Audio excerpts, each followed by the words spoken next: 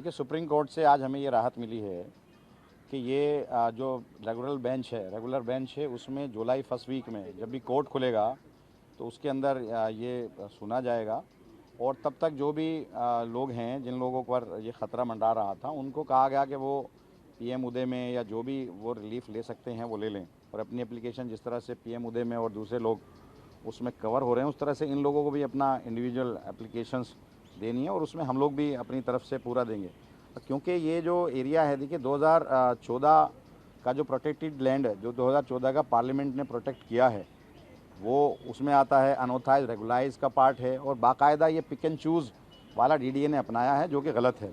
क्योंकि मैं वहाँ विधायक हूँ और मैं जानता हूँ कि ये मेरा पूरा इलाका 40 साल से ज़्यादा इसको बने हुए और 2014 में तो पार्लियामेंट से प्रोटेक्ट किया कि जो भी कॉलोनीज़ बन गई हैं और अनऑथराइज रेगुलाइज हैं और उसके अंदर जो भी कंस्ट्रक्शन है उस तक को प्रोटेक्ट किया। कॉलोनी तो पहले से प्रोटेक्टेड है, तो ये गलत तरीके से ये पिक एंड चूज़ वाला रास्ता इख्तियार किया है डीडीए ने और डीडीए ने गलत रिपोर्टिंग की है। तो उसी चीज़ों को देखते हुए हम यहाँ सारे फैक्ट लेकर के आए थे। इसमें 3 चीज़ें हैं। एक तो पीएम उदय वाला है, पीएम उदय वाले में हम कवर्ड होते हैं। दूसरा अनऑथराइज रेगुलाइज का पार्ट है।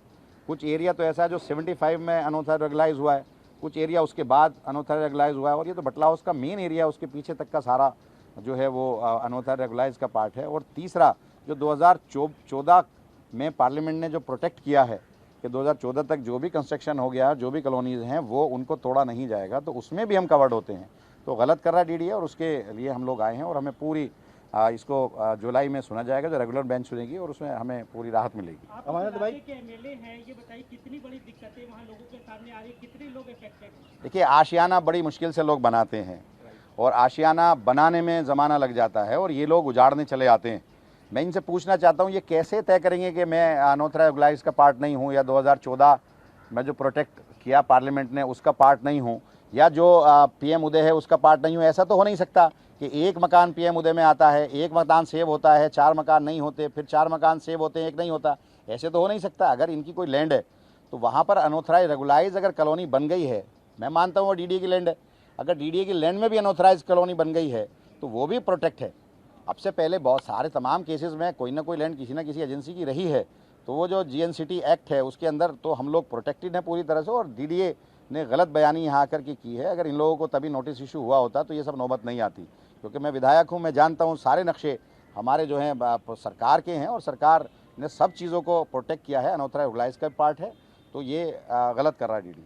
अमानत भाई, नोटिस चस्पा कर दिया गया है और उसके बाद जून तक का समय है, तो क्या आप लोग अभी डीडीए के पास जाएंगे, एप्लीकेशन देंगे? डीडीए को अब खुद जब हम लोग सब जुडिश है तो डीडीए को तो अब वेट करना पड़ेगा। जब मैटर सब जुडिश है और सुप्रीम कोर्ट के अंदर है, सुप्रीम कोर्ट ने रेगुलर बेंच को सुनने के लिए डेट फिक्स किया है, तो डीडीए का क्या मतलब है। बाकी हम जो चीज़ें हैं, जो पीएम उदय में अपना एप्लीकेशन देनी है, जो रिप्रेजेंटेशन हमें देना है, वो हम देंगे। आदिल भाई, एक बात कही गई कि बहुत लोगों को सुना नहीं गया, तो उसके बारे में क्या कहेंगे? दूसरी बात कि अगली हियरिंग तक क्या थोड़ा सा इधर कैमरे इधर। देखिए, मेन इशू यही रहा है कि जिन लोगों को नोटिसेस मिली है खसरा नंबर 279 के अंदर, ये खुद पार्टी नहीं थे इस कंटेम्प्ट प्रोसीडिंग्स में, और जबकि ये जब खुद पार्टी नहीं थे तो बिना इनका सुनवाई इनको डायरेक्टली नोटिस दिया गया। ऑर्डर में जबकि स्पेसिफिकली ये बात कही गई थी कि 15 दिन का नोटिस इनको दिया जाएगा जिसके जवाब ये दे सकेंगे, बल्कि उसके जगह नोटिस सीधी इस बात पे आ गई कि आप ये जगह को खाली करें। तो ये 2 मेन पॉइंट्स पर हम लोग ने सुप्रीम कोर्ट में याचिका दर्ज की थी और आज जैसे सुप्रीम कोर्ट ने कहा है कि फाइनली इस याचिका को भी रेगुलर मैटर, यानी कि जो कंटेम्प्ट पिटिशन जो चल रही है सुप्रीम कोर्ट में खसरा 279 को लेकर के, उसी मैटर के अंदर इसे सुनवाई होगी इसकी।